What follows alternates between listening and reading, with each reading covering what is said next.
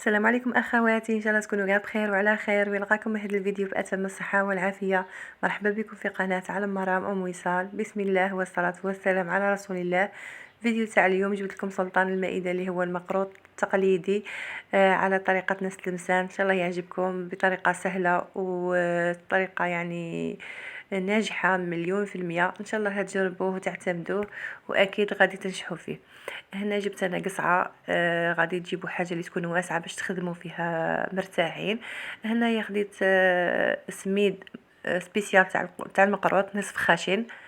هاد السميد تمشوا عند بائع مستلزمات حلويات، هو غادي يعطيكم تقولوا له اللي يعني سبيسيال تاع المقروط، يعطيكم النصف خشن، عفوا نصف خشن. هنا درت 3 كيلات ودرت عليهم رشه مليحه تاع الملح باش ما يجيناش هذا المقروط صامت وحتى هو يعدل الذوق. ونخلط مليح هذاك الملح مع السميد. هنا نتوما اختاروا اي كيله تكون عندكم، ديروا فنجال او كاس، مهم اللي تبغوا، ولا تكون غرفيه متوسطه. انا هنا اختاريت غرفيه تكون كبيره. هنايا ذوبت شويه تاع سمن المدينه. انا نبغي نخدم المقروطه بالسمن، يعني هاد الحلويات التقليديه نخدمها بالسمن لانه تعطيكم الذوق الاصلي نتاع المقروط. تقدروا ديروا يعني المارغرين او الدهان، اللي ما عندهمش السمن يديروا مارغرين او دهان. انا هنا قلت لكم نبغي نديره بالسمن باش يعطيني داك الذوق، يعني تاع زمان، يجي مقروط كيما الذوق تاع زمان.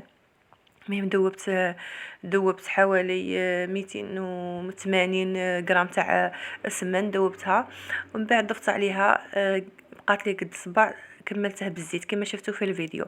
وهنايا رشيت هذاك ليدام او سمن على سميد، يعني قعدت غير نرش بشويه ونحك هكا بهذه الطريقه.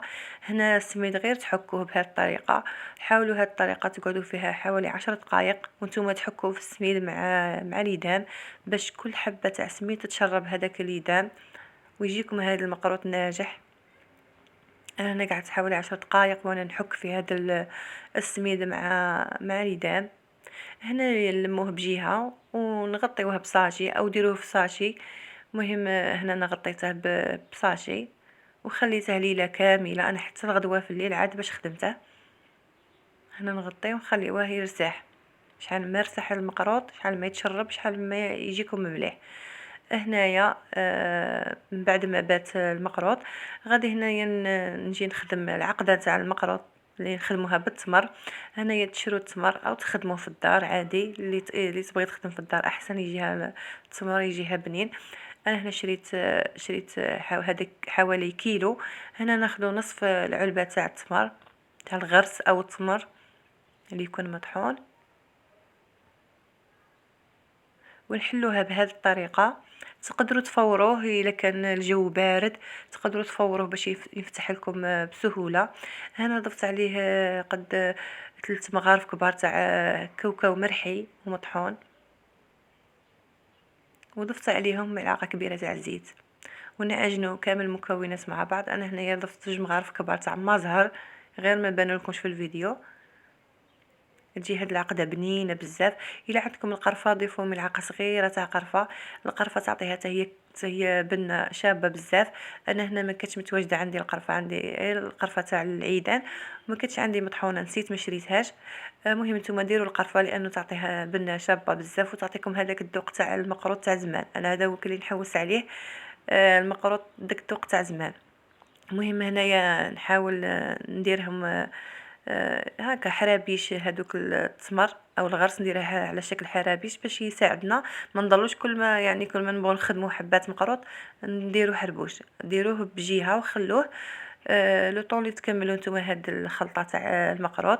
المهم هنايا نجيبوا ريسيبي واحده اخرى ونحاولوا نجيبوا غرفيه اي عبر، نبداو نعبروا ونخلطوا بالكونتيتي، يعني ماشي نخلطوا كامل الكميه بالماء والمازهر. هنا كما شفتوا في الفيديو جبت كاس خلطت، درت نصفه ماء ونصف تاع الاخر درته مازهر، ونبدا نخلط بالكونتيتي كما قلت لكم بشويه بشويه، ماشي نخلط كاع الكميه. كما تعرفوا السميد يشرب بزاف وما نبغيش يعني هذا المقرط يجي غير الماء، خصنا نديرو غير بشويه باش ما يغلبناش. يعني هذه الطريقة والله معتمدتها من شحال، وطريقة ناجحة وحتى المبتدئات يقدروا يخدموها، يعني طريقة سهلة بزاف. هنايا عاود ديك الكمية خديت نصف تاعها، ونحاول نديرها بهذه الطريقة. يعني الفيديو راه موضح. انا سمحوا لي على الاضاءه، انا خدمته في الليل على بها الاضاءه ما راش يعني يكون يعني الفيديو شويه مظلم. هنايا داك الحربوش نديرو في وسط حفره كما راكم تشوفوا في الصوره، وديك الحفره نديرو فيها هذاك الحربوش تاع الغرس او التمر، ونحاولوا نبلعوه بهذه الطريقه. وكي نبلعوه نحاولوا يعني هكا كما راكم تشوفوا في الفيديو، يعني نعيا نشرح لكم ماشي كما راكم تشوفوا في الفيديو. سمحوا لي يعني نهضر بزاف، يعني نحاول نشرح لكم يعني باش يجيكم هذا المقروط ناجح الفو تتبعوا هذه الخطوات.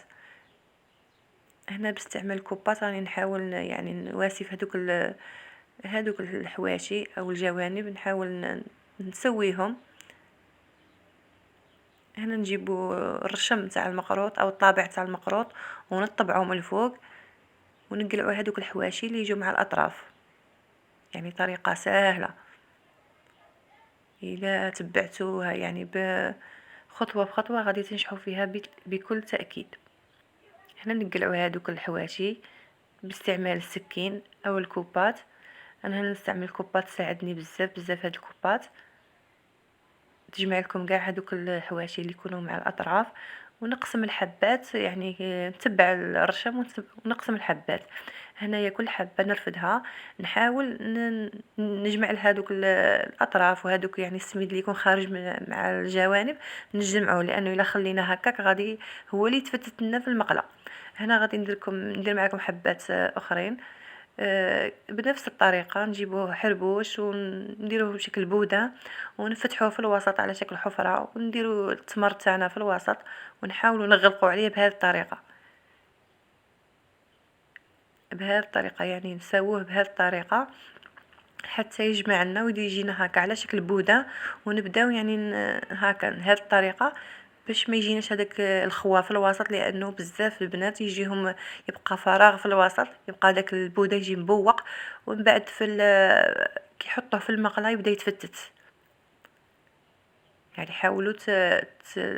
يعني تدوروه بهذه الطريقه، بهذه الطريقه اللي شفتوها في الفيديو، حتى تحصلوا على بوده يكون هكا شكله شباب.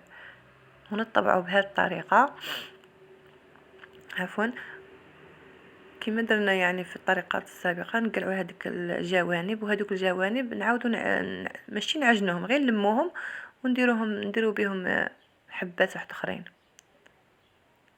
وديك العجينه الا بقى لكم فيها التمر عادي قلعوا التمر بجيه وقلعوا العجينه وعجنوها من جديد.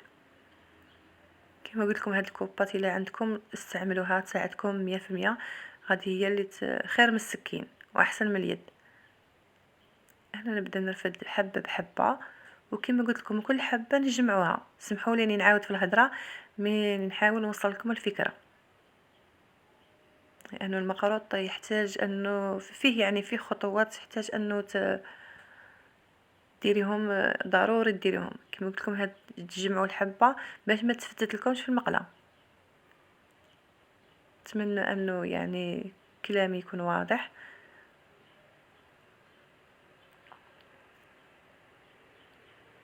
بهذه الطريقه نجمعوا الحبات تاعنا.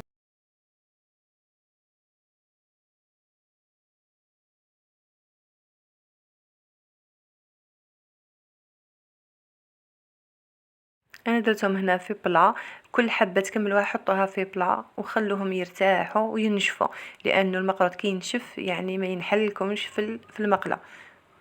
هنايا تكونوا ديجا مسخنين الزيت على درجه حراره متوسطه، وتكونوا دايرين مقله تكون شويه ثقيله، و ميم طون ديروا داك الزيت حتى الوسط حتى النص تاع المقله، يعني تكثروا الزيت. هنا درت انا فايت الليطرو تاع الزيت، عندي مقله شويه غامقه. خص كل حبه تاع مقروط تتغطى بالزيت، ما نقلبوش المقروط. يعني المقروط كي نديروه في المقله ما نحركوش نهائيا حتى يحمر. المقروط كي نحطوه في المقله الا قلبناه غادي يتفتت لنا. علاش قلت لكم كثروا الزيت. الزيت لازم يغطي الحبه تاع المقروط، طيب في غردها، يعني ما نقووش النار، لانه النار الا قوينا لها غادي يطيب غير من برا يحمر ومن الداخل يقعد لكم خضر. النار نقصوا لها، يعني ديروا نار متوسطه. هنا درت كميه تاع العسل، ودرت كسكاس، ودرت تحته ريسيبيون باش يقطر لنا هذاك العسل، يتقطر في داك الريسيبيون. وهنايا هذا هو المقروط من بعد بدا يطيب. نتوما اللون اللي تبغوه خلوه، يعني هذاك اللون اللي تبغوه. انا نبغي اللون المقروط يجي حمر، يجي محمر، ما يجيش صفر. لانه المقروط تاع زمان تاع نسلمسان يجي حمر، يجي محمر، ما يجيش لونه صفر. هنا تقدروا تقلعوا هاد الحبات، لانه كما تعرفوا المقروط من بعد كي نعسلوه يعاود يولي اللون تاعه شوي فونسي. هنايا قلعت الحبات نتاعي ونحطهم ديريكت في العسل، لانه العسل يكون بارد والمقروط يكون حامي. هذاك المقروط كي يكون حامي هو اللي يدفي العسل، وداك العسل يولي جاري. انا هنا درت العسل على 2 مراحل، غادي نعسله على مرحلتين. نتوما تقدروا ديروا غير مرحله واحده حتى من بعد، يعني كي قرب العيد او كي تقرب ديك المناسبه اللي بغيتو ديروا فيها المقروط، عاودوا عسلوه المره الثانيه. تبقوا تعسلوا اشاك فوا، لان المقروط لازم يتعسل اكثر من مره باش يشرب داك العسل ويجي من الداخل قلبه يجي معسل. هذا هو، يعني طريقة سهلة، وإلا تبعتوها غادي أكيد تنجحوا فيها. حتى المبتدئات يقدروا يديروها من أول مرة وينجحوا فيها. هنايا من بعد ما عسلته غادي نديرها في الريسيبيون الاخرى ونعسلها المره ثانيه، ونديرها في الكسكاس يتقطر. خلوه يقطر الليله كامله باش يعني يعني دسوه في، تقدروا يعني تحتفظوا به في اي علبه وبلعوا عليه. المهم هنايا هذه هي الطريقه. قبل يعني نعسله في الاول، نعاود نعسله في الثاني، نعاود نعسله هنايا المره الثالثه والرابعه باش يبقى لي معسل ويبقى يعني قلت لكم معسل حتى للقلب تاعه. صدقوني هاد المقروط اللي درتوه غادي تحسوا بلي كنتو تاكلوا في المقروط تاع زمان، يعني يجي فيه بنه رائعه ويجي يتفتت ويجي معسل حتى لداخل ويجي ناجح. الحاجه اللي ناكدوا عليها هي اللي انه يجي ناجح. هذا هو المقروط تاعي من بعد ما بات ليله كامله خليته يتقطر من داك العسل. وهنايا هذا هو قدمتها معكم بهذه الطريقه. طريقه كما قلت لكم ناجحه 100%. ان شاء الله تجربوها وتعجبكم، متاكده غادي تعجبكم. وذوق تاعها يجي ما شاء الله، يجي كما تاع زمان، ويجي من الداخل معسل ويجي يتفتت، يعني ما يجيش هذاك المقروط اللي يجي يابس. كاين المقروط الناس يجيهم يابس بزاف، يعني من بعد ما يعسلوه يبات. انا علاش بغيت نقدمها معكم حتى الغدوه باش تعرفوا باللي المقروط ما جاش يابس، جا يعني طري. شوفوا يعني كي درت السكين راه ديريكت يعني هو ها هو، يعني من الداخل يجي ما شاء الله، يجي طري، يجي معسل من الداخل ويجي طايب من الداخل. يعني طريقة إلا تبعتوها قلت لكم ناجحة 100%. ان شاء الله تعجبكم وتبارطاجيوها مع احبابكم مع اصحابكم باش تعم الفائده.